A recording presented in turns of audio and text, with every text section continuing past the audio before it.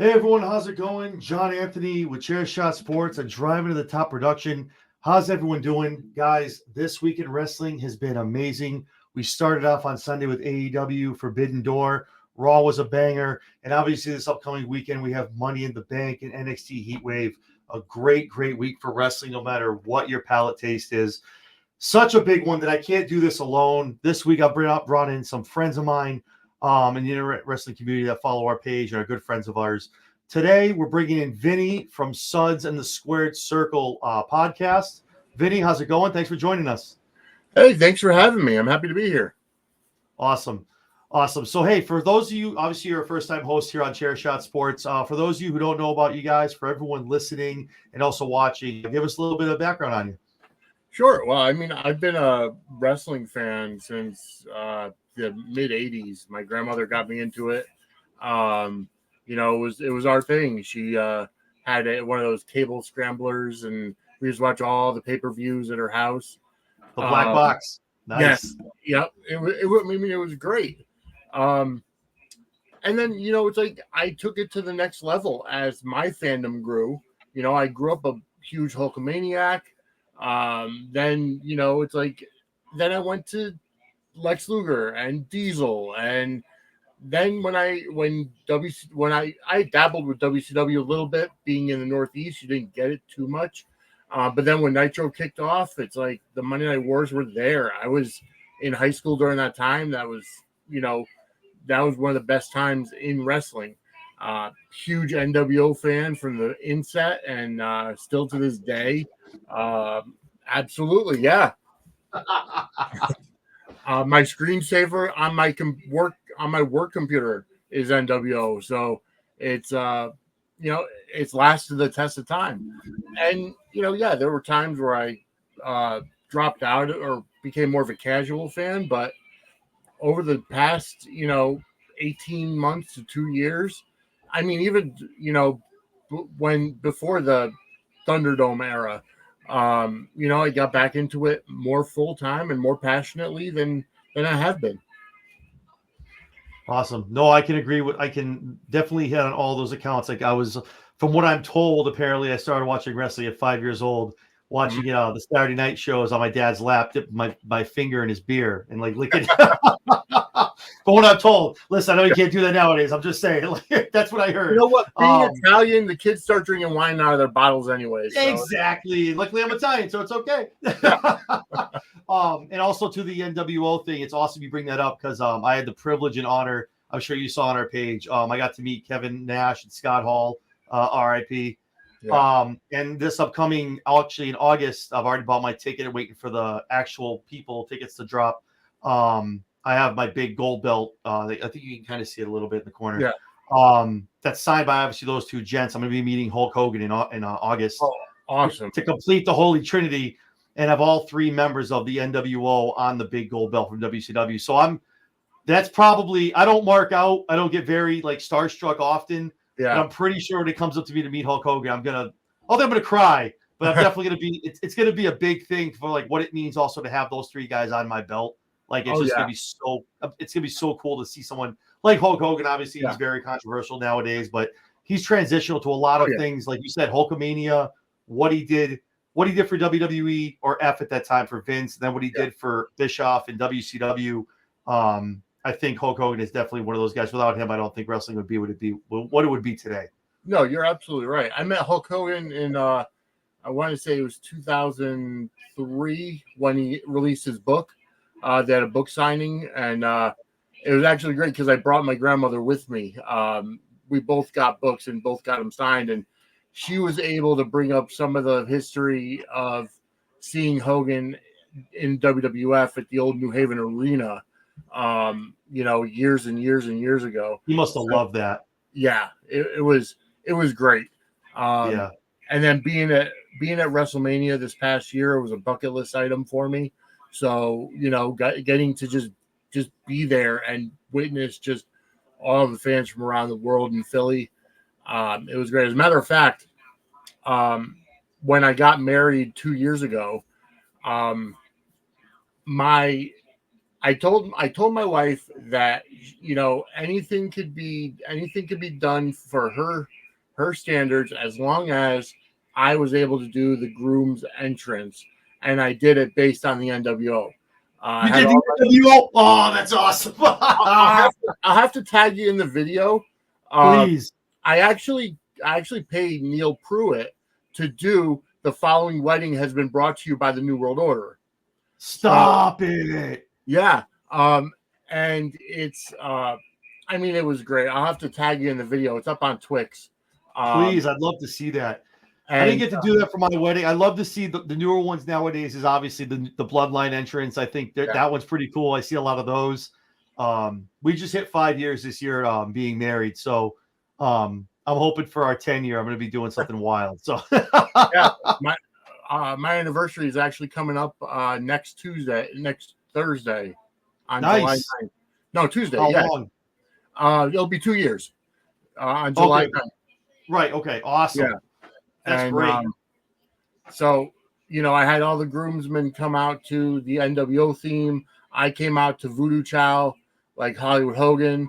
I had the videographer do it all in black and white, like the cut frames. Oh, wow. Please tag me in that. I love watching these. I love watching these entrances, man. I think it's awesome. I love it.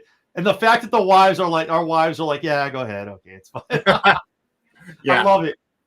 When we not to get off the whole thing before we get into it, but when I first started dating my wife, it'll be 8 years this year. So her first moment was when AJ debuted at the Royal Rumble in WWE. Okay, yep. That was her first pick. She came over. We had just started like 3 months in, and she's like, "You watch this?" I'm like, "Listen, hey, if you this might be a deal breaker." But ever since then, like Randy Orton's on her hall pass. Like she loves Dean Ambrose. Like she goes to all the events with me. Like she's submerged herself into the whole thing. She loves it. She's into all the storylines. We're sitting there. Awesome. We watch the pay-per-views. Who guesses the most gets like oh, you want to go get a Manny Petty, or I'm going to buy a new belt. Like whoever wins, like gets the most winners. But I think it's cool too. Obviously being in the Northeast, you're in CT. I'm up here in Mass. Like, the Northeast, I feel like is just a wrestling breeding ground. We're very we're deep in heritage up here. We're very hardcore when it comes to the wrestling. I feel like Northeast people are very, very passionate when it comes to whatever you like, AEW, WWE. Even I went to an AEW show in Worcester a couple months back, and Tony comes out and he says it. He goes, "This is probably," he goes, "I don't say this everywhere. I don't." He goes, "This is the Northeast gets the wildest crowds." He goes, "You guys are freaks." He goes, "You guys are freaks for this wrestling stuff." And we just Worcester popped. So, but it was cool, man. I think in Northeast, I think we have a little bit more of an appreciation for the sport. And the entertainment value of it as well. So, well, if you think about it, WWE is based in Connecticut. So, that is Stanford, baby. Yeah, when Vince, it's like regardless of what you think about Vince McMahon, the person, his career in wrestling, he changed the business. So, he bought up all the territories, centralized it, made it, into the global juggernaut that it is today, and it's all based in Connecticut. So when you see the passionate fan base, and you know what, there's something to say about Philly too. The home of ECW. Agreed. I mean, hell, I'm a Paul Heyman guy. I mean, I was so excited to be in attendance for his Hall of Fame speech, because regardless, again, our generation grew up with the three most influential men in wrestling: Vince McMahon, Paul Heyman, Eric Bischoff. Regardless of what you think about whoever's coming up now, whether you look at Court Bauer or with MLW or Tony Khan, it goes back to Vince McMahon, Paul Heyman, Eric Bischoff. Without those three, wrestling wouldn't be where it is today. No, I agree, and I think that's something to be said too, because the one person who's kind of driving the ship right now for WWE is a man who, I don't think it was tutelage at the time, but has gotten to see all three of those men and the brand of how they do their wrestling. Paul Levesque getting to see Vince, his father-in-law, Paul Heyman, who did creative at SmackDown and on Raw, and then to watch Eric Bischoff when he was the GM and he came over to bring his ideas. And obviously Triple H was a very big influence on Raw when Eazy-E was running things. So I think that's why I say it a lot. everyone has a different flavor. There's plenty of flavors of ice cream out there, whether you like WWE. I've said in other podcasts, if you like cinematic movie long-term stuff, WWE is your stuff. That's what Paul does. If you like your instant gratification 5-star stuff, AEW is definitely where you want to go. And there's nothing wrong with liking one or the other. Right. But I think what Paul's doing right now, I think the next 5 to 10 years, I know it's said a lot. I don't want to be talking hyperbole, but I think some of the greatest things in matches and storylines we're going to see in the Bloodline. Bloodline's one of them. The Judgment Day is what they're becoming now. I think Paul has a feel, and so is, and I don't want to take it away from Shawn Michaels either. Like what he's doing in NXT and getting these guys ready is phenomenal. Well, that's the thing, is that you have to have a good connection between, regardless of whatever they want to call it, NXT is the developmental brand.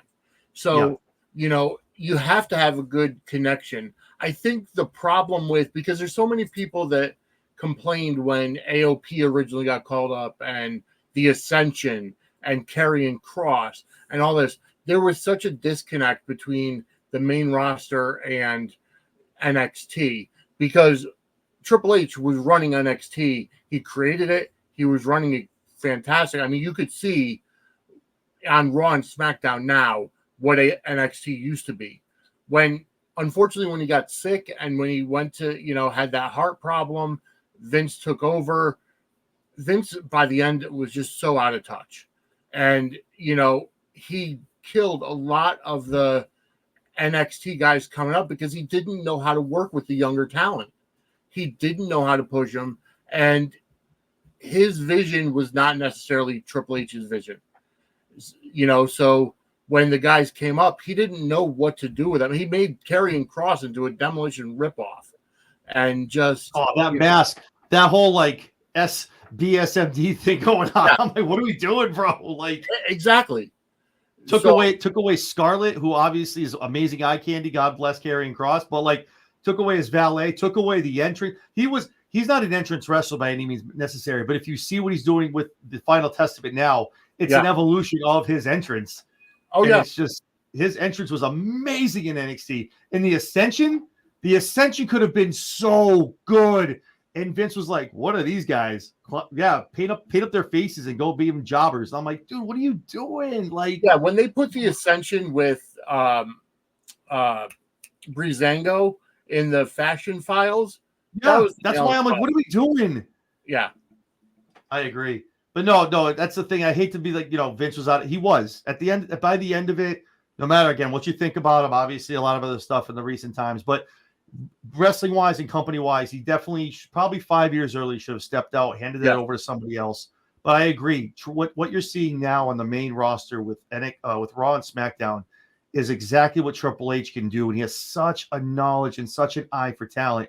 We'll get into it. Obviously, we start talking about the card, but guys like Chad Gable, guys like Drew.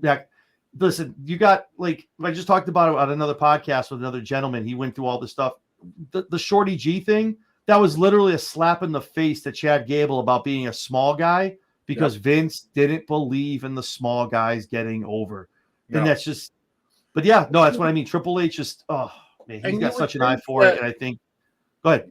Sorry, not to cut you off, but you would think that, as time progressed and you saw the guys like Eddie Guerrero, Chris Benoit, Rey Mysterio just getting over, becoming world champions. I mean, they became champions under Vince. So, even John Cena, if you compared to, a Hulk Hogan is a smaller guy. Yeah. So, he's built, but, you're right. Vince never liked the smaller guys, but the evolution of time and the fact that, people are healthier now. You look at guys in the past that Bam Bam Bigelow, King Kong Bundy, they weren't in the best of health. So, you look at the guys now, and of course, everybody looks at a guy like Adam Cole and thinks he's emaciated or whatever. He's just a smaller guy. His athleticism, I'd kill for that kind of athleticism. You tell him. But I love it at his age. You kidding me? Exactly. But it's he's not going to be a bigger superstar, but he's good for what he is. Yeah. No, I agree. I feel like it's that stigma. I feel like will die over the next 3 to 5 years. I hope so. No, me too. Like, it's like you see the meme with Rey Mysterio, and they're like, I stopped watching wrestling when this happened. And he's in the ring with like Big Show and other big dudes, and Yeah, I'm like, but Ray was your ultimate underdog. He yeah, was the same game before Sami Zayn was here. You know what I mean? Like, yeah. but yeah, no, I think, like I said, I think the future of professional wrestling and entertainment side of it is in good hands with Tony Khan. Eventually, they'll figure it out over there. WWE, I these hope so. guys, they know what they're doing. Well, and not for nothing too. Again, I tread lightly when I talk about it, but I'm equal opportunity for WWE and AEW when I criticize. I Yeah. like AEW. Without competition, WWE will not be. If it wasn't for AEW, I don't think we'd have what we have right now. No, you're absolutely right. And that's what. And I give Tony Khan props. I get it. Is he somewhat of a fantasy booker? Yes. Yeah. But if there's another place for wrestlers to go where Triple H, all these guys at the board have to be like, okay, we got to step our game up and figure out what we're doing to get these ratings, that's fine with me. I want competition. I hope in the next 3 to 5 years they figure it out. AEW is somewhat of a nitro. Maybe they beat them once or twice, here and there on a week. That'd be great for business. That's what they need. There needs to be 2 big powerhouses. And I don't want to take anything away from TNA. I think they're growing. They have some great talent. They just need a great they need a better platform, I think, to get more eyes on them, which is why I think the crossover that they're doing with WWE with NXT is fantastic for them. That's what I was going to say. Yeah, that platform is amazing for them. Yeah, I mean, and I don't watch AEW regularly. It's not my cup of tea. I like a lot of the psychology with the WWE with the storytelling. I personally could care less about a 5-star match as long as the storytelling is good. I criticized the women's War Games match this past year because it was great up until Io Sky on top of the cage with a trash can on her and then jumping down on the group of girls that gathered around. I agree. That was a weird spot. It took me right out of it. Yeah. And unfortunately, I see a lot of that in AEW because they're looking for the pop. They're looking for the holy shit chance. Sorry if you're not able to swear on here. No, you can't. No, this is okay. I probably should have. We're good. Don't worry. They're looking for that kind of a chant. And instead of, well, wait a minute, there's a much better way of doing that. And it took me right out of it. No. I hope, I've seen rumors. I don't know how true it is that, Shane McMahon might be, associated with AEW by the end of the year. I just saw that report. I don't know how true it is. Here's what I see from the outside, because they've gotten so many ex-WWE talent. Jon Moxley, yeah, he's a deathmatch worker. He likes to do that kind of stuff. Not my cup of tea. Jericho, I don't know what the heck happened to him. Like, I feel like his creativity has gone down the crapper. But it's like guys like Miro, and other guys they could be using to a much better extent. And they're just, I feel like there's some kind of a creative block for Tony Khan where he does a lot of the dream matchups. That's why they did the entire Forbidden Door for the past 2 years. Everybody wants to see these dream matchups, which are great. Where's the story? Right. Bringing in guys from New Japan, CMLL, and they have very little, if any, exposure to the U.S. audience, unless you're a Dave Meltzer dirt sheet reader. Yes, the internet, social media opened up the world of wrestling. You could subscribe to NJPW World. You could watch, Fight TV or Triller, whatever it's called now. Yeah. But you have to actually have the time to be able to do that. With all the wrestling that's on now, you could barely keep up with it. Listen, I say it all the time. I just said on my last show, like, God bless my wife. I now that I have the TNA Plus app, there's wrestling on this house every night now. Like, she's got to get the TV and stuff done. Yeah, I do it for like. Well, she gets all her stuff done while I'm at work, and I come home and I do that. So, but no, I agree. I think, I agree in the fact. Yeah, it's got to be. You got to have story based stuff. I watch AEW regularly. Obviously, I try to watch it all, so I have like a kind of informed opinion. Yeah. If I talk about it, I do see a lot of things where, I don't want to catch any flack for anybody watching this, and there's nothing wrong with it.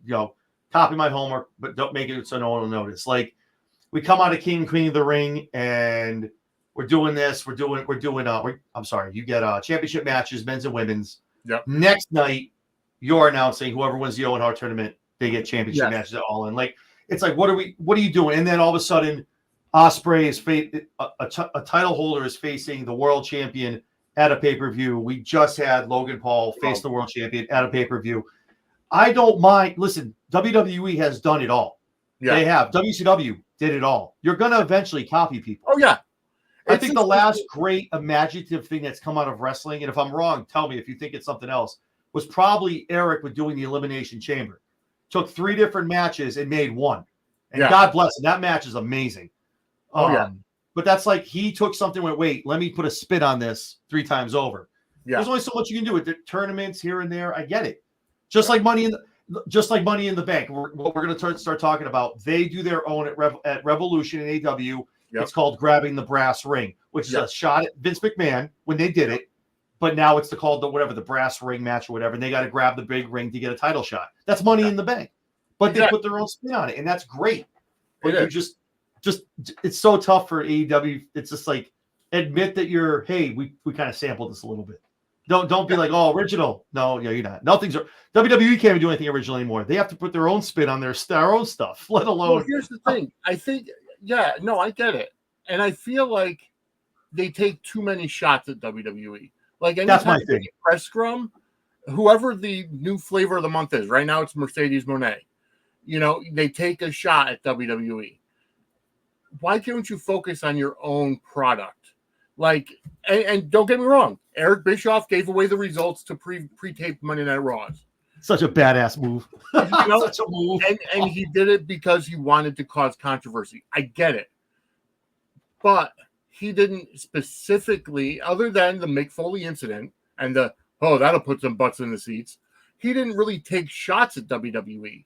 He just only when he was doing the NWO vignettes saying, hey, Vinny Mac, we're here. Come fight me. Exactly. Yep. Exactly. And, it's like, and you saw it, Hall of Fame ceremony 2019 when Triple H said, oh, Vince will buy that pissant company to Billy Gunn and put them out of business and fire you anyways, or something to that effect. Yeah.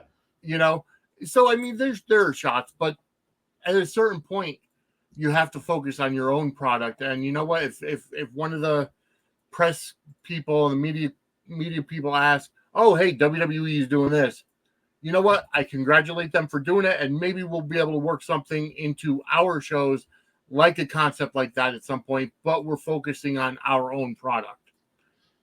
I think that would go for much better. No, I agree. I think that's something.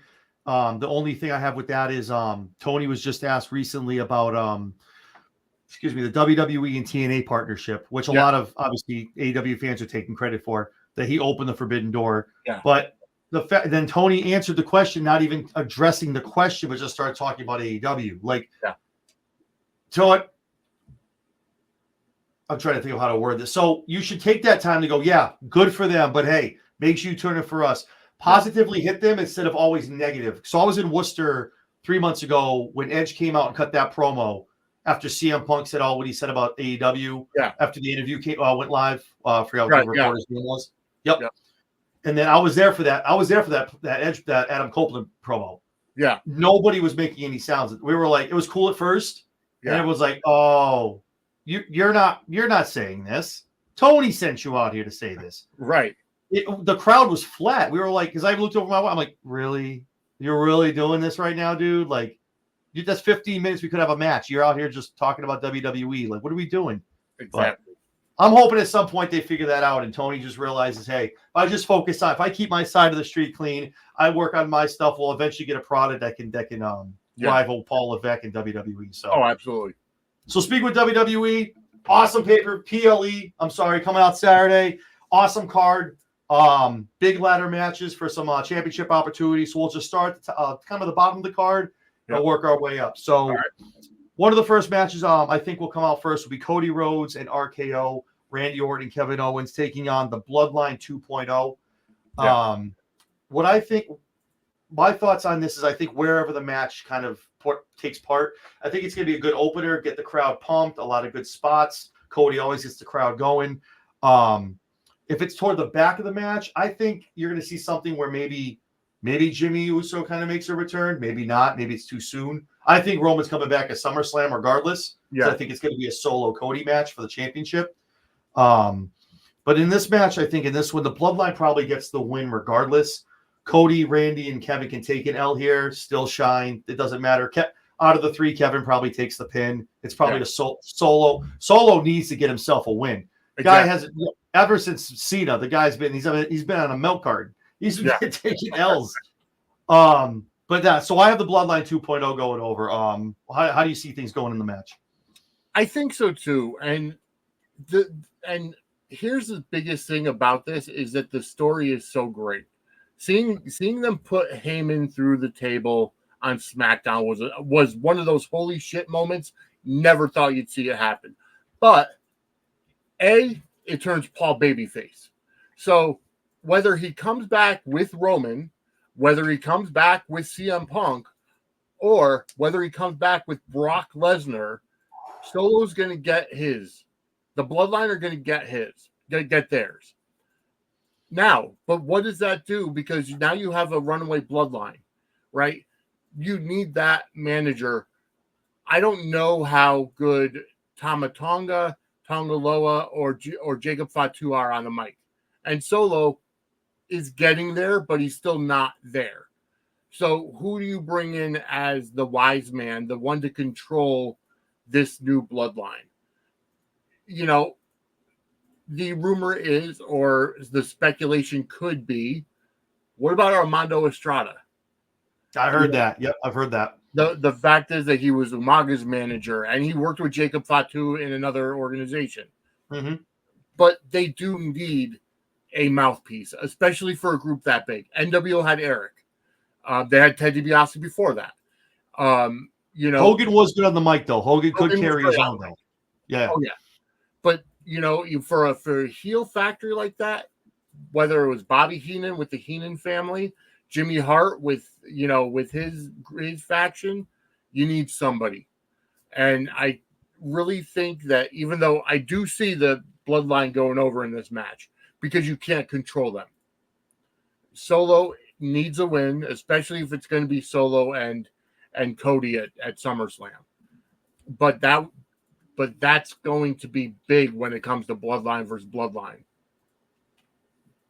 No, I agree. That's why I think Roman comes back at SummerSlam. I mean, obviously the timing, if you watch wrestling, and again, good friend of the show, Sam Roberts, not Sam Wrestling. He says all the time, it's everything counts. You got to watch the product. And if you look at the timing, you watch wrestling, you can see it happens every year. It happened last year with the Bloodline stacking, Cody getting another team.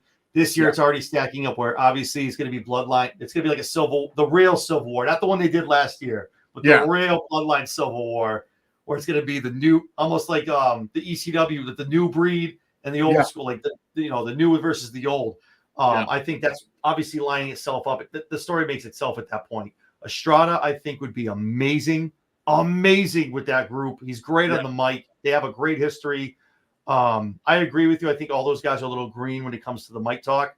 Fatu, Jacob is really good. I've seen some of his promo stuff before. He's pretty much out of all of them, he's probably the best. But I really hope they bring someone like Estrada in because it makes sense. And again, everything counts. The breadcrumbs follow themselves. But yeah, Bloodline going over here. Obviously, like I said, Solo gets the win, like you just said too. It makes the most sense because obviously with him and Cody facing off at SummerSlam, he needs that W. So probably one of the first title matches that's going to go down that on Saturday is going to be for the Intercontinental Championship. It's going to be Sami Zayn versus Braun Breaker. And I'm sorry, I've said it, I'll keep saying it. There's no way by a grace, unless an act of God helps Sami Zayn, that Braun Breaker does not walk out of that PLE with the Intercontinental Championship. The way this kid has been booked since NXT with his Baron Corbin booking with the tag championships, that and the way he's been running amok on Raw, there's no possible way that he walks out of there without gold around his waist. I feel like the past 2 months would be a waste for him not to win that title. What do you think? I'm in complete agreement with you there. Braun Breaker is the next generation. He'll be main eventing WrestleMania in less than 5 years. I would even say maybe less than 3. I think that he is Goldberg with better creative, and Nice. a much younger, younger guy who grew up in the wrestling industry, knows what he's doing. He's not as green as Goldberg was when he was doing it. And you know what? If Triple H is going to go ahead and kind of copy Goldberg's streak from WCW, so be it. It'll be booked much better. And you know what? If we see an Intercontinental Champion versus World Champion down the line because nobody could take the IC title off Braun, it'll be done at WrestleMania. It won't be on a Monday Night Raw, just because, they didn't want to put it on a pay-per-view. I really feel that Braun Breaker is going to get his first taste of gold, WWE main roster gold, in this match this weekend. No, I agree. And not for nothing, too, we talked about him being a little better, not as green. I think watching him debut, obviously once people found out who he was, who his dad was, who his uncle is, I think they took the extra time to make sure once he does make that ascension, having that lineage of someone of the Steiners, having it from Scott, from Rick, I think they wanted to make sure like this kid's ready and he's going to be at one, do the name right, do the name proud and justice, but 2, to make sure he goes out there and he has the power and the smarts, just not the Scott Steiner math part, but the smarts of what his uncle and what his dad had, because they were an amazing tag team. I don't know if you watched the biography that just aired. Amazingly done, and they were just such great wrestlers and so great in the ring. And I think they did take that extra time to kind of just put him in NXT, because a lot of people were like, "Why is he winning the title? Why aren't they putting the title on him yet?" They waited, they made it make sense, and they want to make sure. Okay, he's good on the mic now. He wasn't the greatest on the mic. There's a lot of yelling, a lot of kind of. But the fact that now he's dropping like the Steiner math jokes, like he's funny on the mic now, and the dude is fucking massive, man. Gee, this past week I was like, I didn't think you could get any bigger. And I'm like, he takes the shirt off. I'm like, he's literally looking like Uncle Scott. Like, look at this man. Like, but I think the only way that, again, but to look on the flip side of that, Sami Zayn is the underdog of the underground. If someone's going to pull out a victory out of this match, it would be Sami Zayn. I think the only way that really happens is if someone like, let's say, Bronson Reed interferes and makes himself known, as pissed off as he is not being able to get his shot at the IC title, and this guy comes a new up-and-comer, kind of gets the shot before him. That's the only way I really see that happening. But yeah, I think there's really no way that Braun doesn't walk out of there with gold. The only way I could honestly see Braun losing this match is if everything we've heard about Ricochet is just a false narrative and Ricochet re-signed with WWE and comes back to cost Braun the match. Ooh, I didn't even think of that. Ooh, okay. I like that. Because they have been putting out a lot of false narratives to the dirt sheets, because they want to plug leaks. So, as of this recording, right now, everyone's either. I think the wild card on AEW in their tournament's going to be Adam Hangman Page. A lot of people are swearing at Ricochet debuts tonight on AEW Dynamite. I mean, hell, it could be Dijak. No. So Dijak, funny, not to get off the topic, he's actually going to be at the White Eagle in Worcester tomorrow night. Okay. I was on a round table for AEW last night. We were talking about Forbidden Door. Yep. And a young lady, she's a photographer for AEW, was in on the panel. I didn't know. I bought tickets. I'm getting out of work early. I'm flying down to the White Eagle. White Eagle's like 3 minutes from my house. Yeah. I'm because they do meet and greets. I'm meeting Dijak tomorrow. Like that dude, he follows Share Shot Sports, so thank you. But yeah, no, to meet him, amazing. Another guy who they probably dropped the ball on, but that's another. Was the first indie wrestler that I actually started following, because I saw him at an NEW show years and years ago, and the 2 indie wrestlers that I followed for years are Dijak and Richard Holiday. Okay. And I was so happy when Dijak finally got into WWE, and they mishandled him too. There was that T-bar from that whole Retribution angle was complete garbage. Oh, yeah, I But agree. you But know, under triple, I think under again, one of those things. I feel like if it was under the right yeah, creative, it started great at NXT, and then it's yeah, just kind of like kind of yep, fizzle out. exactly. But yeah, so I'm still following Dijak, and I really hope that he lands somewhere. And if it is AW at some point, I hope that they actually use him better than they've used other former WWE talent. What's funny is too, I feel like we've talked about obviously multiple promotions. If you want to go somewhere else, Yep. I wonder how this works out. And I thought I talked about it last night. It didn't really hit me until it came out of my mouth. I wonder how it works out if someone like Dijak goes to TNA, and he's like, "Hey," and they're like, "Yeah, we're kind of already working with these guys." But I don't know. So I wonder how that whole dichotomy of it works. Like, can he go to TNA? Because technically they're working with WWE. Well, So that'd be like a weird. Nemeth is there. Mustafa Ali is there. Well, this was before the partnership, though. Yeah, that was. So I don't know, right. But like, I would. Oh, are you kidding me? I really, and that's one of the things too. I like how they did this partnership and this whole like a guy like Mustafa Ali. It looks that gimmick that he was going to debut in NXT that he now has in TNA is gold. Gold. He's like the president of TNA. It's awesome. I love it. I'm a big TNA guy. I've ever since I'm old enough where I was buying it on pay-per-view for $4.99 watching baby AJ Styles wrestle. So yeah. but no, Dijak I think was mishandled. The fact that my only gripe of the whole thing is there's been rumors, he was a dirt sheet leak, and now then that got squashed. That's not true. Right. I think why would you call the guy up to Raw? Whatever the plan was, I don't know if someone got fired, someone got let go that had a plan for that guy. He was cooking in NXT. He had again. I was at Battleground and at Deadline last year, and the two matches I saw him fight Ilya, and he was in the Deadline match. Yep. The elimination match. Awesome. The dude can go. He's so great in the ring, and he'll take L's. He doesn't care. He'll eat the L, but he'll give you a hell of an effort, win or lose. The matches that he had with Keith Lee in NXT were phenomenal. Yes. Keith Lee, that's probably a name I guarantee is going to pop up in WWE soon. That's another one. I hope so. Because again, they did him wrong too. Yep. Calling him up to the main roster. A double champion goes down to Bearcat. Not that there's anything wrong with the Bearcat name, but just what are we doing? It's a whole new But you hit the nail on the head. These guys came up, and Vince was like, "What are they doing, these guys? Then just give them weird names and repackage them and put masks on them and do that."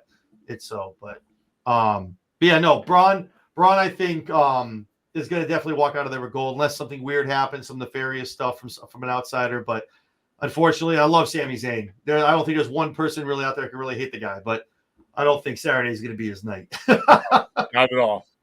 The second title match is going to be before we move on. Yeah, what's up? My biggest thing is they need to take the IC title off of him. And the reason why is because I feel like he's going to be a part of the Bloodline Civil War. Yes. If you think about it, you got Roman, you got the Usos back together. They need a fourth. And who's that fourth going to be? The honorary Us, Sami Zayn. Also, too, I was thinking about it.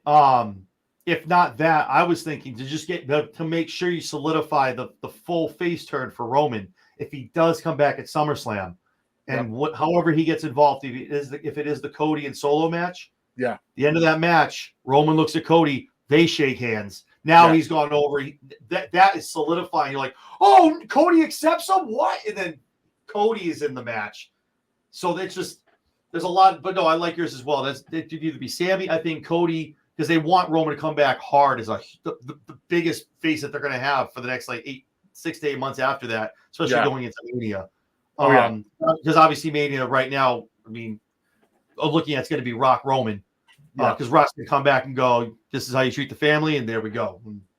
Exactly. Awesome, the best combination of corporate and Hollywood Rock that we've ever seen. That was the best. I was such a Rock fan growing up. I did the eyebrow, I had the glasses, I had the shirts, everything, and to see that kind of blend what he did on television for those 2.5 months. And being like the final boss, being on the TKO board, was just cinema, man. The promos he cut on Instagram now, bringing WWE right back to TV 14. Like just That's a preview of what Raw is going to be on Netflix. oh, I'm so excited. Oh God, I don't need HLA. I don't need blood. I just want someone to drop a good SOB, MF, whatever on TV. But making it make sense when they say it. Right. You know what I mean? Like not just saying it. That's another thing. Like just swearing on TV, that's cool. But just to do it doesn't make sense. But when you're dropping a good asshole or a good something like that, and you're like, ooh, that got him. Like that's what I'm looking forward to. Oh, absolutely. So with the heavyweight championship, this is tough for me. You got Damian Priest, you got Seth Rollins. Nice little gentleman's agreement between the two guys. Seth Rollins, a la Cody Rhodes in AEW, if he loses, he can no longer challenge for that belt while Damian has it. And on the other side, Damian has a lot in there as well. If he takes the L, not only does he lose the World Heavyweight Championship, but he loses his place in the Judgment Day. This is tough for me. I've gone back and forth. I had Damian Priest dead to rights picked in this match. Seeing what happened this past Monday, Liv getting involved. Now she's affected him winning titles.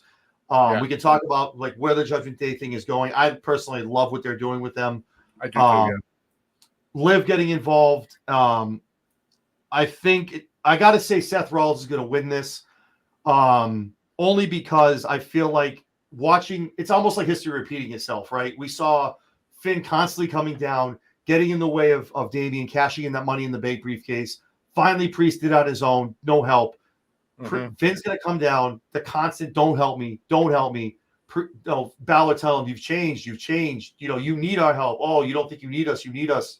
He's going to come down. The wrong person's going to get a kick. The ref's going to get knocked out. Maybe even Liv interferes. But I think somehow, shape, or form, they cost Priest that championship. They cost him the place in the Judgment Day. And this is where you see the very start of the deconstruction before Mommy comes back. Because when she comes back, all hell's going to break loose. But before that, you're going to see the start of the deconstruction of the Judgment Day. You know, this is a tough one for me too, because I agree it could go either way. I personally can't stand Seth Rollins, and it has nothing to do with his in-ring talent. He's fantastic. I can't stand his promos because I can't stand his voice. Oh, it's my wife's the same way. She hates. Yeah, I can't take it. Yep, I get you. So, you know him. You know, I do feel like he's going to get the title back because, like, for everything you said, Damian Priest, his world title run to me just seems like a transition. Like they knew Seth was going out on the shelf. They knew what they were doing with Punk and McIntyre, so they had Priest cash in, get the title, and now it's going to go back to Seth. Because for as great as Priest was in NXT and coming up, and he's had a great run, there's something missing. And I don't know whether it's his confidence being champion and his confidence as being like the main heel on Raw, but I feel like something is missing, and he's just not that confident champion that I would have liked for his first title run to be. So have him lose the title, have him go into a story where, you know, he's no longer part of the Judgment Day and he's feuding with the Judgment Day, and then Rhea comes back to, you know, figure out that Liv is the cause of all this dissension, and then, you know, perhaps bring Judgment Day back stronger or whatever the case may be. But I think that's going to be the direction for Priest, and Seth is going to get the world title back and set up Seth and Punk eventually for Mania, which could have been the Mania match this year. No, I agree. There's a lot of moving parts with this Judgment Day. Yeah. So I think at the end of the day, obviously, whatever they're teasing, they want you to think. I think the best way they're doing now, they want you to think one way and then go, oh, I didn't even see that coming. Yeah. Finn, obviously, at the end of the day, looks like this is an inside job on his behalf. They're walking in on him. It's only him and Liv in the locker room, in the clubhouse. Him stealing the card 2 weeks ago after everyone else has their hands up. Also, too, Dom's like, I don't understand why everyone's getting my clothes. Like, I don't know where she got my shirt. I don't know where she got my coat. It's Finn. Well, Yeah. allegedly, Finn's feeding her all this stuff. That's what they want you to think.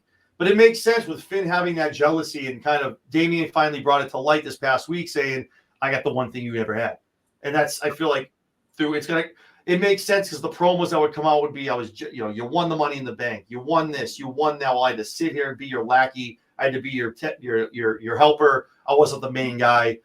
Liv maybe comes out being his manager. Finn's due for one more good run. Oh yeah, he really is, because that's probably the one thing that pisses me off about a lot. The man never got, whether it be a Vince thing, and maybe Triple H is finally making it up to him. The man never got a shot at, after getting injured, having to relinquish that Universal title. I know. Yeah, like it's the elephant in the room, and everyone knows about it. Yeah. So I really, really hope that this is where this is leading, and I would love to see Finn finally get his hands on some gold to I agree. I guess, finish the story. Yeah, exactly. Yeah. But yeah, no. Seth and Punk, definitely a thing. Again, like the YouTube that comes out tonight on I'm sorry, the WrestleMania story that comes out on YouTube. I'm so excited to watch that tonight. I think that's going to be awesome, and I think we're going to see a lot of things where I think pivoting doesn't do it justice. How I think every there was turns every week. They go sit and creative. How do we get this done? How do we get to where we need to go? These fans are kind of high. I haven't seen anything go like the Cody Crybabies or the Cody movement since the Yes movement. Yeah, it was crazy to see like them responding to that, and they're like, "Wow, we really can't go that way. Let's take it back." Now, again, like we said, if this was a Vince thing 5 years ago, screw them. Like, they would have just Rock. Let's go. Send the Rock. But the fact that they were like, "No, really, guys, we can't screw this up. Let's turn. Let's figure it out." And I think we got some of the best stuff out of Dwayne Johnson for those 2.5 months. Him going final boss style. But yeah, I got Rollins taking it. I think Priest. To finish what you were talking about, you know what I think it is for me personally. Yeah. What's missing from Priest? He's got the look. He's great in his matches. Promos. Yes. The promos don't do it for me. They don't. Seth gets on the mic, as annoying as his voice is, everything, you're like, oh, wow, okay, yeah, I can get behind that. Other guys, yeah, but like Damian talks on the mic, and you're like, okay, who's coming out to like take over the segment? Like, what's going on? So I think for me, it's the promos that are really doing him a misjustice with him being champion. I agree. For somebody who, and I got to, I've been big on Damian Priest for a long time, and you know what? He's a student of X-Pac. He works a lot of Scott Hall into his gimmick. I mean, he's got the paint drops on it on the back of his, the Razor's Edge. Here he uses the Razor's Edge, exactly. And I agree. He's got an adult male booming bass voice. Yep. There's just no intimidation to it. It's almost like he's, and not to turn things political, but he's one of these woke, new, Gen Z. Yeah. I don't want to piss anyone off. I don't want to offend anybody. I'm just going to talk about, something that's just generic and whatever. No, I need you come to after somebody. Like, you got to make it personal. I feel like. Yeah, exactly. I need you to be somebody, I need you to cut a promo where you're going to say, Drew McIntyre is a perfect example of doing great promos now. Oh, Drew. Best work ever, man. This dude, this is a generational Drew, man. I'm telling you. Oh, yeah. His work. And I love how. Go ahead. No, I agree. I feel like that's probably the one thing that Vince got away from, didn't like, because I don't know if it's because of the age. I don't want to hit at anyone because they're older. But the way that WWE is using and utilizing social media to further these storylines. In the gym working your tries. Oh, man, dude. Dude, so good. Like, Think about it, though. Back in the Attitude Era, Stone Cold Steve Austin, when was the time that he got most over? During the time where he couldn't wrestle because of his neck. All he did was come out, cut some kick-ass promos, give a stunner, throw up the middle finger, drink a couple of beers, and he's out. Still over. Still over to this day. Yep. Yeah, still he can do that. He can do that next Monday night. Still get exactly. over. And if you think about it, that's what's missing from wrestling. I mean, Drew McIntyre's bringing it back with his. He is. His stuff reminds me. Speaking of Stone Cold, his stuff when he went to like the funeral home or there's a church, that reminded me of Austin and Booker at the supermarket. Yes, like that's like that kind of stuff. I agree, because that's what's been missing for all the great matches you could have. The promos are what's going to get you over because it shows your personality. If you lack the psychology in the ring, okay, you could get away with your athleticism, but you need to have the promos behind it. And I think that's what WWE is great now. Is not only they're using social media very well, but they're also utilizing promos like a Drew McIntyre to get him back to where he should be, where he'll get his win back again. Because this is now his second time that he won the title at a WrestleMania that he hasn't been able to really celebrate it. First time, right? Being attended. The second time now he lost it because after 30 seconds to the opponent. Yeah, there's got to be some crazy payoff. Like I'm assuming they went to him and told him how the storyline was going. I mean, obviously he's a team player. He just resigned for a boatload of money. Oh yeah. But to find out that's how the ending's going to go and go, shit, and this is the Thunderdome? Like, what are we doing, man? Like, you kidding me? Like, but the payoff, I'm sure at the end, again, Triple H said it. He says it a lot. Good things come to those who wait. And I think Drew eventually is going to have a monster championship run on Raw. Maybe it's on SmackDown. Maybe the draft comes. He goes to SmackDown, kicks the hell out of Cody. If Cody's still the champ, and he runs a massive run on Friday night. You never know. But I think speaking of politics, I think it's going to be a big deal. I just actually said this on my last show.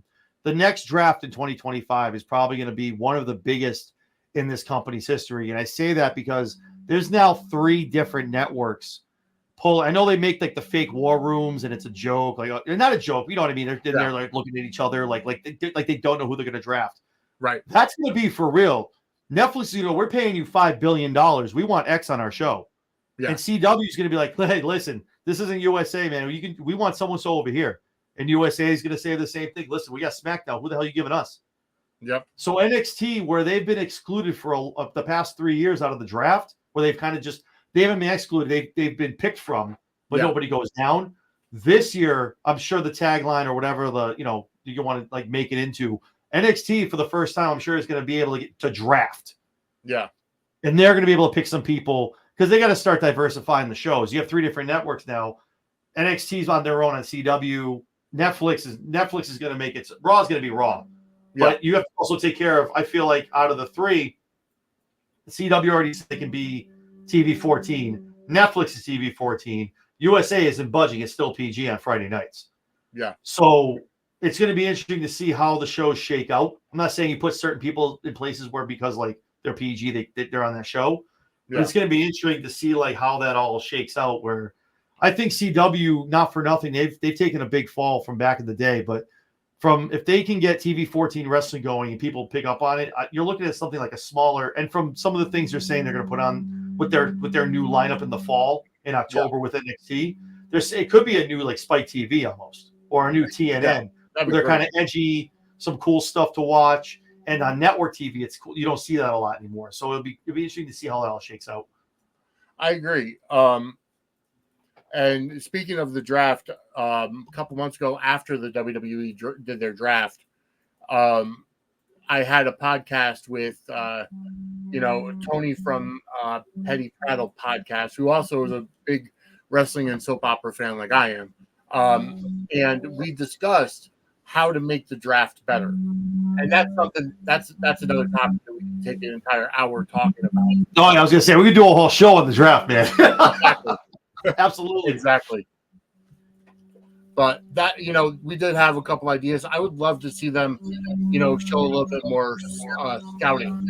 Have the GMs from each brand.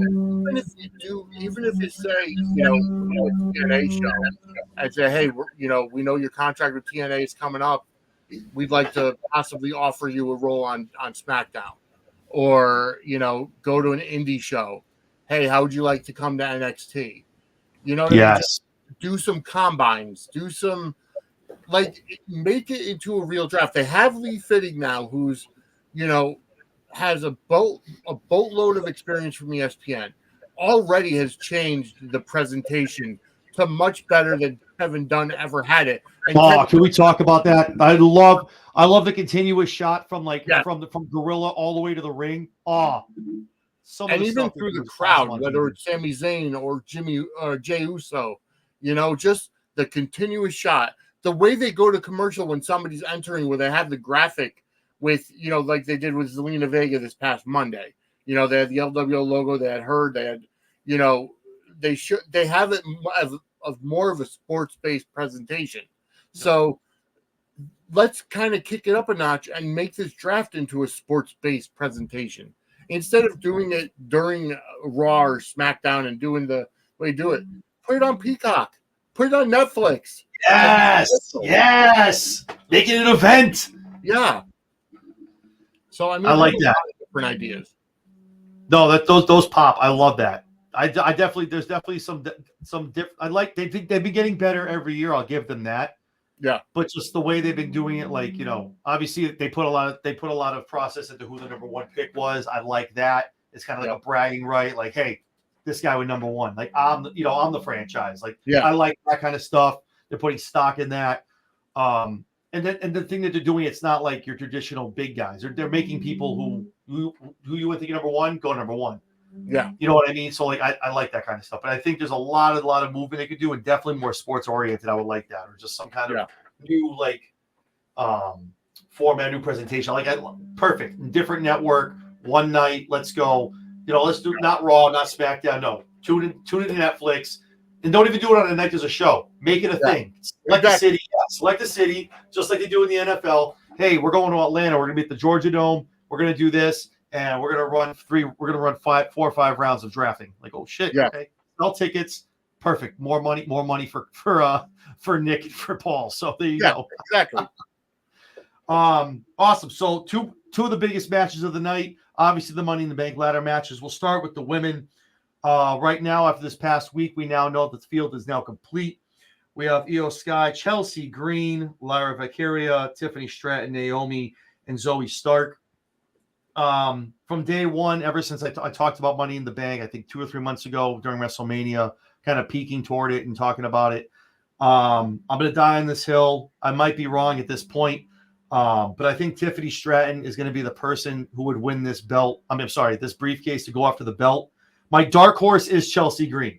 Now let me explain why I think it's going to be Tiffany. I think Tiffany. I've been a Tiffany person since NXT. And I think that's the biggest thing nowadays. People now know Shawn Michaels is cooking. Now people watch Tuesday nights. They didn't watch the black and gold a lot back in the day. They didn't know. Only the real fans were watching. The Daddy's Little Rich Girl, that whole gimmick when she wasn't the greatest on the mic. She was a little green in the ring. She had good moves. She's really great now. I was a big Tiffany Stratton person. I think right now where she is on the SmackDown roster, she's a little lost in the sauce. She came up, had an awesome debut. She's been great matches. She was in the Elimination Chamber, almost getting cloned right out of the draft. But I think she's the one you want to put on that briefcase because she can get it over very heelish, and it makes sense down the road. And it's something she deserves. It's not just they're putting it on her to put it on her. She obviously deserves to be a champion. Maybe it's another 6 months, 8 months. Maybe it's next May she cashes it in. Maybe wait a whole year. But at the same time now, Chelsea Green kind of has those same attributes. She's a workhorse. She's out there doing the comedic stuff. She's on a lot of great matches. She's been champion. And she's one of the people to have that briefcase would be so over as a heel to have that. Do the comedic things where she, they bumble her cashing in. It's funny. She goes and cries about it to Adam and go cries about it over to Nick Aldis. Wherever brand she goes on with, even she goes down to Ava and NXT. So I think she's the dark horse number 2 for me, but I'm going to die on this hill. I'm going to stick with the pick. I think Tiffany Stratton wins it. Io, I don't think is going to win it again at this point right now. I did have a very convincing argument from another gentleman who was on our show. We did a preview that Zoe Stark is probably going to be your dark horse winner. So not a lot of people are thinking about. And I can't disagree with it. She's a workhorse. She's great in the ring. Again, someone I've watched since NXT.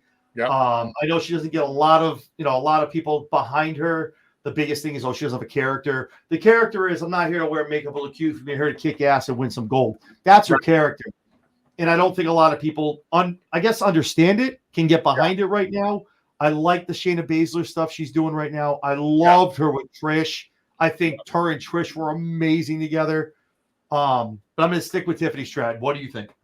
I got to agree with you. I've been saying Tiffany Stratton from the very beginning. She, in my opinion, is definitely in line to be the next big female talent. And she's already signed with a talent agency because she said she wants to get into movies and everything. So I mean, it's just a matter of time. She's definitely a generational talent. And her ascension to where she is now and her evolution has been fantastic. She definitely does that rich bitch type of character well. Love it. And my second choice would have been Chelsea Green also. I love what she's doing with Piper Niven.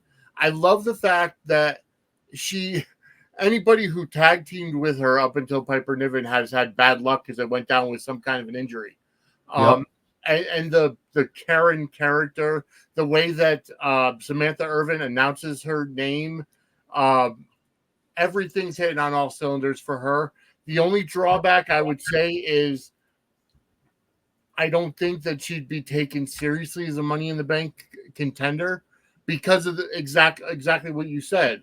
If she ends up, going down there to cash in and something happens where she, either loses it or she doesn't get the opportunity to cash in because the referee was too slow or whatever, I think that would take away from it, even though it's been done in the past.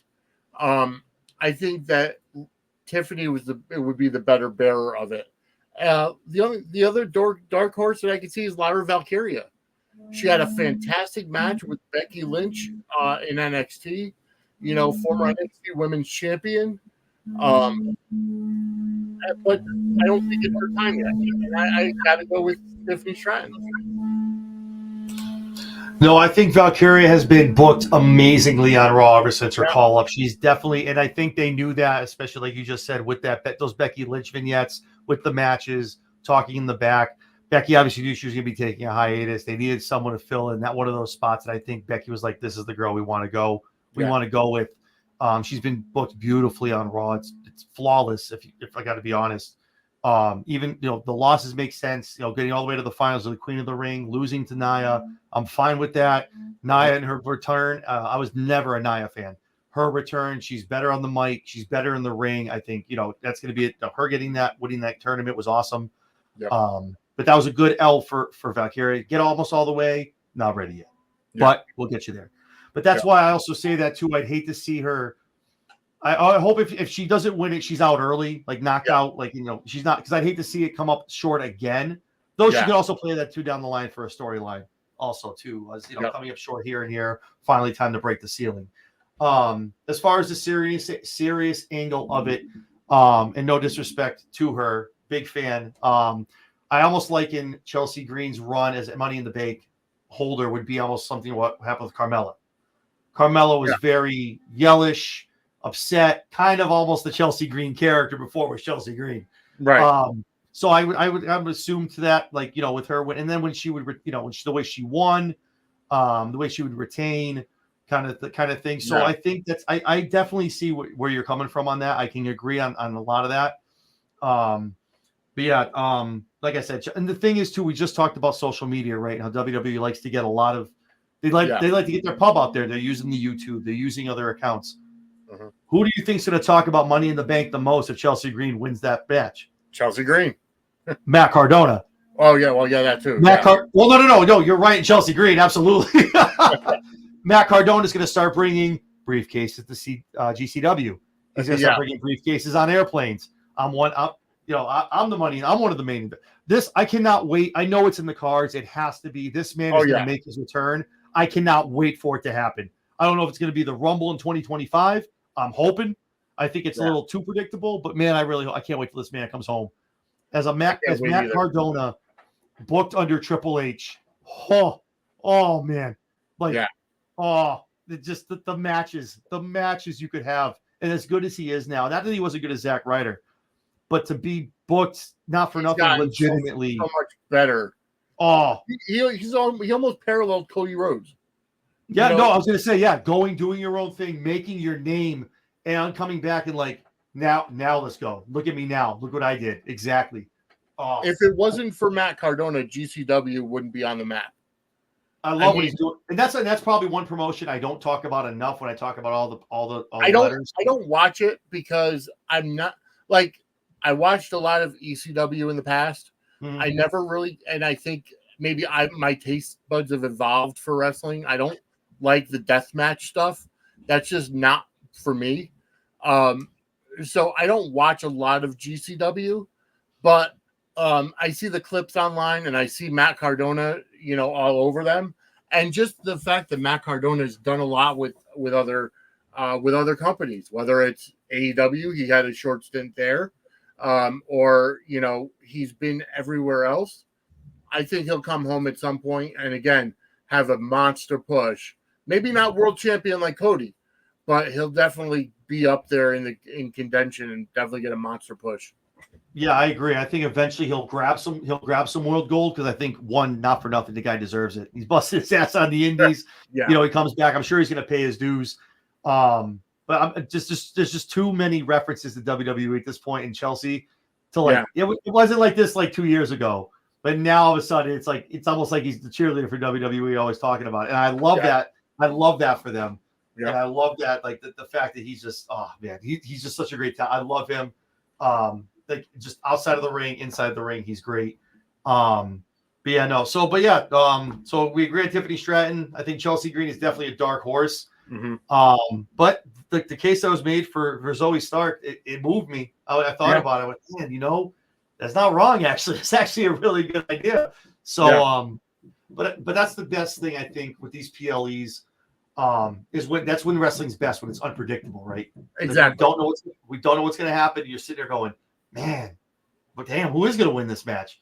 Yeah. But I'm excited for that one. And of course, the cherry on top, the whipped cream, the frosting, all of it, the men's Money in the Bank, Jey Uso, Melo Hayes, Andrade, Chad Gable, LA Knight, yeah, and Drew McIntyre, filling out the field. I think. So let me tell you who my winner. I think it's going to be Chad Gable. Now I changed. I said it was going to be LA Knight about a month and a half ago. I looked at the field, and let me tell you why I say Chad Gable. So I look, and all of these guys I see on here have detractors. Jey Uso, you have some bloodline interference maybe on the horizon, right? Yep. You have Melo, who just fights with everybody, including LA Knight. Yeah. Andrade, I just think he's too soon back in. He's probably the one guy. Obviously it's good to have him in that match. But I think it's too soon back where it's really not going to make sense to throw you into the title picture. LA Knight, obviously Melo 1, 2, Logan Paul, who he just pinned. He pinned to get into this match. Yeah. And building obviously with them going to a SummerSlam, I think LA Knight's finally going to get his hands on the U.S. Championship. And with Drew McIntyre, I think he's going to get screwed again by CM Punk. But Gable, whether it be the Wyatt Six, which I'm really excited to see how that storyline plays out. I know it's almost like one of those things where Bray did the hurt and heal thing. Yeah. Where he's going to bury you or he's going to help you see how to do things. And maybe that's what's going on with the Wyatt Six. But aside from that, Chad Gable also, I feel like maybe I'm being presumptuous. Maybe I'm being a little preemptive. Maybe it happens at SummerSlam. Mm-hmm. But eventually I think the Creed brothers make their way down to help him out. And they reform what Kurt Angle had with the world's greatest tag team, with Charlie Haas, with Shelton Benjamin. That's gonna happen. I can't see it not happening. They've done too many vignettes in the back with them talking like off camera, like where the Easter eggs are. But I think out of everybody, unless the Wyatt Six hurts him and costs him the match, I can't see anyone having help except for Chad Gable. So Gable's the one guy I think will maybe have somebody come down and help. I don't know what's going to happen with Otis. I don't know if they come down, they screw it up maybe. And he's like, I'm done with you guys finally. Or he comes to help and they screw it up. And then, the Creed brothers come down and they, push him up the ladder or something like that. But I see a Chad Gable. What do you think? So This is probably the first one that we actually disagree on. I think my number one pick would be Carmelo Hayes. Okay. Do tell. Because you know what? He's new to the roster. He's fantastic. He was fantastic on NXT, and I think he's definitely a Triple H guy. So I really want to see him get that push. And it kind of reminds me of when, Money in the Bank was new. The first guy to come up and win it, CM Punk. I really feel like Carmelo has that chip on his shoulder and, needs to prove himself. So what better way to prove yourself and guarantee yourself a world title shot than by winning Money in the Bank? On the flip side, my number 2 pick would be Andrade. And the reason why, and I've never been a huge Andrade fan. I'm happy he's back. I'm glad he's kind of been underutilized since he's back, but he's the speed champion. Now, here's the thing. Speed is only shown on X. So, right. Wherever you're there, it's only like a 3-minute match or whatever. But in order to kind of bring credibility to the title, to the brand, show your champion can win a bigger time match, a more of a marquee match. And what better way, winning Money in the Bank and then going on to win the world title when he ends up cashing in. And it's not going to be a 3-minute match. We know that. So I think to bring credibility to that brand, you almost have to look at Andrade as a definite contender. But my number 1 pick is going to be Carmelo Hayes. I like that. I didn't even think of the Carmelo stuff. So my idea with Carmelo was, again, awesome. I think he's an amazing athlete. The kid's young. He's got so much in front of him. The physique, everything, and bias being from the Northeast, obviously. The pop that he got in Lowell for Battleground was nuts. They popped hard for it. He was even like going in, you thought he was going to win. Like it was nuts. But on the flip side of what you're saying, like I think he has the chip, he on his shoulder, he's got the swag, he's got everything. He built all that NXT. Yeah, I feel like he has so much time ahead of him. It might be too early to make him in Money in the Bank. And I'm not saying you can't be a multiple-time Money in the Bank champion. Obviously, that happens a lot. Yeah. I just feel like this might be I don't think it's LA Knight was my pick, but also too, how many times do the favorites? I'm saying this because obviously Tiffany Stratton is one of the favorites. How many times do the favorites actually win the Money in the Bank? Very rarely. Right, and I do agree too. That was my biggest thing with Money in the Bank. It's made for, like you said, the up and comer, the mid card, the people who aren't on Monday Night Main Event going for a title or a number 1 contender match. The guy who's like, yo, I'm not sniffing the world, the big gold belt for like another 3 years. But I got this though. I got this guy. I'll see you in the you know what I mean? I totally agree with that. The other thing is you can go with LA Knight because he did say if he won, he would. Wasn't it him? I think he said if he won, he was going to cash it in on the U.S. champion. But I think the match I'm pretty sure that match is already going to happen. Like I think it's SummerSlam. I get it, but it hasn't been announced yet. I know. I agree. He could open RVD and say, "I'm going to announce my cash in at SummerSlam against Logan Paul for the U.S. title." When I was watching the match, when he pinned Logan, I think that was done on purpose. Logan's going to come out. You cost me the money. You cost me the chance to get in. I just cost you the match. Tit for tat. Tell you what, I don't need a briefcase. I'm taking that belt. Yeah, I'll see you at SummerSlam. That kind of thing. So, no, you're not wrong. Wasn't it LA Knight who cost Logan Paul last year for the Money in the Bank? No, LA Knight was in the match. I thought. Who won it? Wasn't it? Did it? Well, Damian Priest won last year. Wasn't it him who? I can't remember what happened. I can't remember what happened to Logan. It might have been. Because I know Logan Paul Ricochet had that amazing jumping off the other sides of the ropes. That was amazing, too. And that's not for nothing while we're talking about him real quick. Like I know Logan gets a lot of shit. I know, and that's his job. That's what he's literally paid to do. But that man, like I know a lot of guys do it, Bad Bunny, a lot of celebrities. This man can go. Like I was a big deterrent of and every time I watch him in the ring, I'm like, you know what? I respect the hell out of that man. Like that man can go. He bumps. He takes his bumps. He takes his L's. Dude, I love it. He's literally like your quintessential heel. Like he does what he has to do. And again, they use the social media, impulsive. You know, they're on there. They're talking about it, and that's probably talking about. I feel like nowadays we're all smart people. We have social media. We have X. There's no more fourth wall. No. I love the scrums when they talk about. So what did you come up with the ending for this match? How'd you think about doing that? I like that. I like we're not stupid. Like kayfabe is somewhat alive, but we all know it's predetermined. Like, how did you get there? What and I like how they address that and they talk about it. And I think that's endearing to a point to fans where they're like, "Damn, that's like letting us into how they see things and how they do things." I like that. But Logan Paul, like, to say all that, I think he's done an amazing job in the craft, and just like there's a reason why they re-signed him. Like I know why does he have the belt? Because it's makes you tune in when he does. He's a main event guy. When he tunes in, like, I want to see that guy lose, and he wins, and you get pissed off, and you tune in the next night to see what he's going to say on SmackDown. So exactly. But no, I agree. The LA Knight match, I think that happens like naturally, but he also, like you said, he could. And who's to say you can't win a briefcase and get in a match too? Like that happens too. Seth Rollins. You know what I mean? Like who's to say that doesn't happen as well? But I think all these guys, I definitely can tell you Jey Uso is not winning this match. Unfortunately, when you're that over, you don't need a briefcase, bro. You're already wrestling for the title. Yeah. Same thing with Drew. Drew's going to get his moment. Oh yeah. And I think this is just another running the ladder of CM Punk popping out. Where I like how creative they're doing this. They did the ref already. He popped out of he did commentary. I just can't wait to see how they're doing it on Saturday. How he's gonna maybe he's a cameraman, maybe he's like a security guard. It's just gonna be how he does it. But I think that's another wrong. You could see him in the back and do the whole thing where he has the remote control for the cable that the briefcase is hung on. Oh yeah, start moving them up. Yeah. I like that.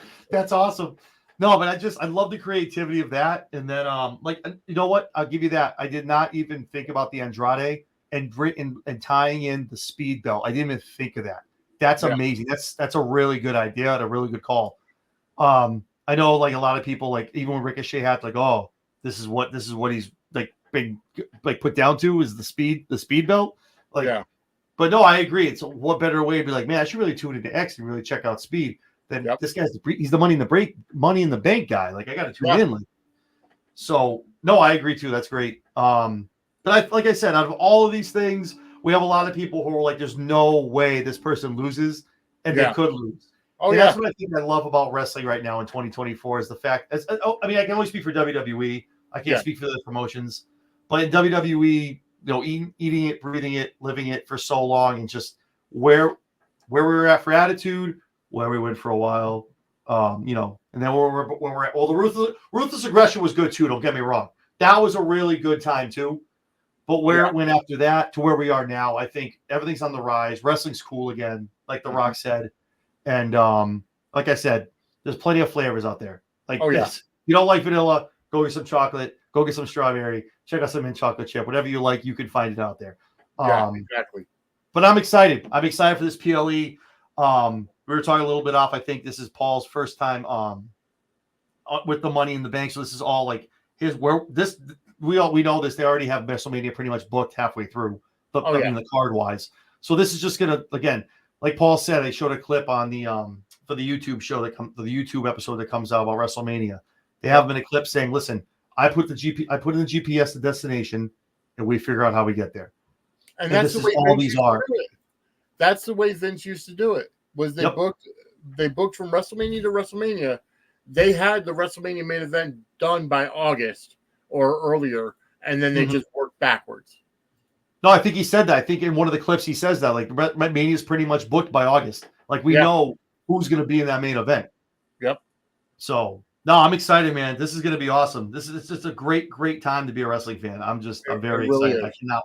And then I've got NXT Heat Wave on Sunday. Like, let's go. Yeah. No, awesome. Well, I appreciate you coming on, man. I really, we got to do this more often, man. It's the first time I'm doing this. This is awesome too. It's always good to talk to someone who's like, obviously has been watching as long as I have and a big fan. And it's just good to like have that conversation aside from just picking like winners, but the Yeah. reasoning behind it and kind of like that nostalgic look to it. So Yes. so with that being said, also I do want to talk about something else. We talked about it on our X. You are hosting the Sudsies, correct? That's correct. Awesome. So I'll let you. We are going to be the presenters for Heel of the Year, which we are Yes. very honored. Very much thank you. A lot of thank yous for including us, letting us have that honor. Yep. I want you to take a little bit of time and explain to everyone if they haven't heard about it, what the Sudsies are. Well, the Sudsy Awards, actually, this will be the second annual. I did them last year, and the reason why I did them, it's for fun, right? So last year during the writer's strike, they didn't do the daytime Emmy Awards, and also we haven't had a Slammy Awards in quite a while. So I'm like, you know what? I do both soap operas and wrestling, which is where I came up with Suds and the Squared Circle, and why not, just do something fun? And it's not as serious as the daytime Emmys or any other award shows, because I don't go with the actual actors, I go with the characters. So for example, we're looking at the soap opera hero of the year. Last year I did everything mixed, so there would be soap stars and wrestlers, or soap characters and wrestlers in the same category. Like for babyface of the year, it was Cody Rhodes versus Sonny Corinthos from GH versus, so like that. And it was mixed. And I did them with Twitter polls last year. So it got hijacked by, by certain fandoms, and we didn't get a really accurate representation. This year, I decided to do a Google form. So it is still up. Voting is still open until this Sunday, actually, July 7th. So go to sudsandsquaredcircle.com/Sudsy voting. It'll bring you to the Google form, and fill out for soap opera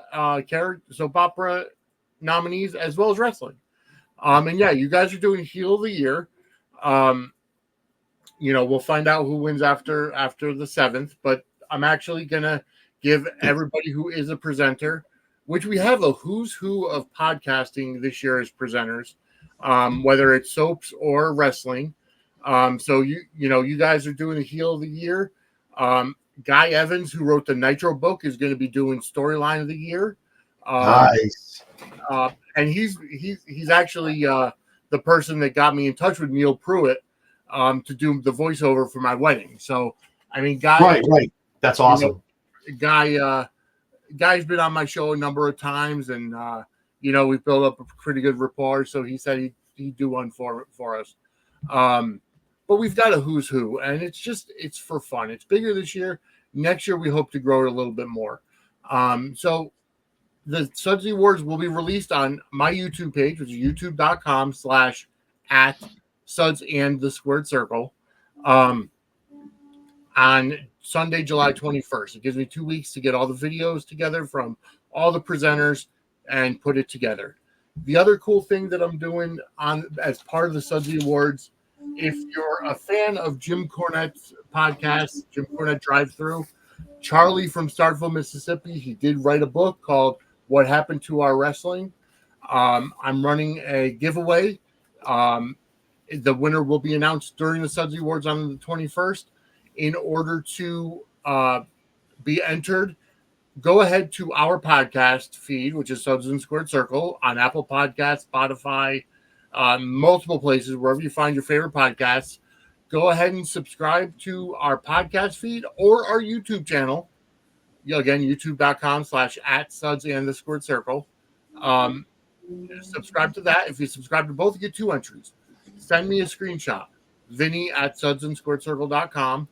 Send me the proof that you subscribed, and that's your entry. So, and then I'll get in touch with the winner and send them a copy of Charlie's book.